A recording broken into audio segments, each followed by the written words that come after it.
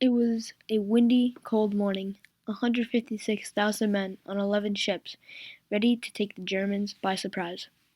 Everything was planned. They had dress rehearsals for this. They were ready. The E-boats left the ships carrying 36 men each boat to the shores of Normandy. The rough seas made the men sick. The salt made their hands like raisins. But nothing was going to stop them. They were ready to fight. Lots of planning was put into this. They wanted this to be perfect. It had to be perfect. One false action, and the whole plan could have failed. Eisenhower had taken full charge, and it was all in his hands. Any sort of mistake, and the mission would have failed. All the planning, all the practicing, gone to nothing.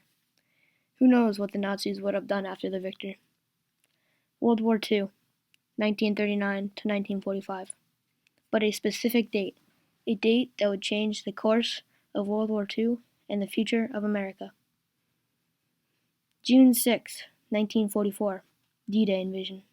The turning point for the war against Nazi Germany and how it secured America's place as the future global superpower.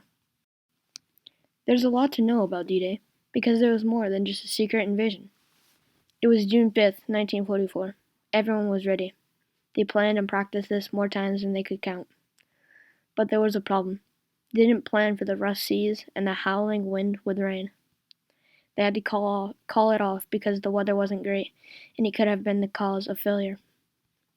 Now it's June 6, 1944. Eisenhower gave the go on Operation Overlord, aka D-Day. Eisenhower knew that a failed mission would result in terrible consequences. He was ready to take full blame if the mission were to fail. Before they left for the sandy, salty beaches, Eisenhower gave a speech many would remember as time went on. You are about to embark upon the great crusade toward which we have striven these many months. The eyes of the world are upon you. Little did the U.S. know that they had just secured their spot as a future global superpower. There are many opinions about D-Day, and if it was the most important part of World War II, and if it was really the deciding factor if the U.S. was going to be the next superpower.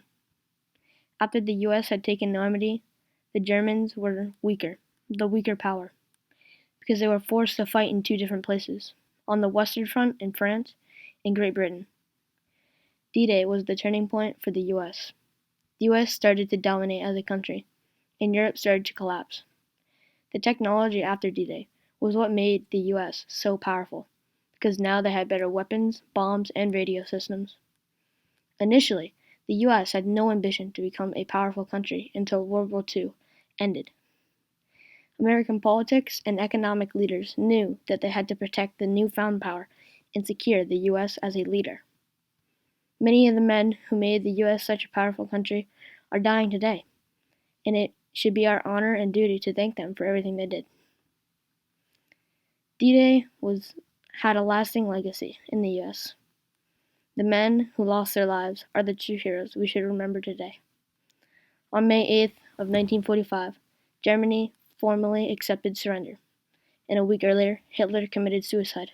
On April 30th, 60 million World War II vets, and there are only an estimated 1 million alive today. And each day, it's estimated 500 die. Roosevelt approved of the GI Bill that gave vets from a war or service benefits after war and during war.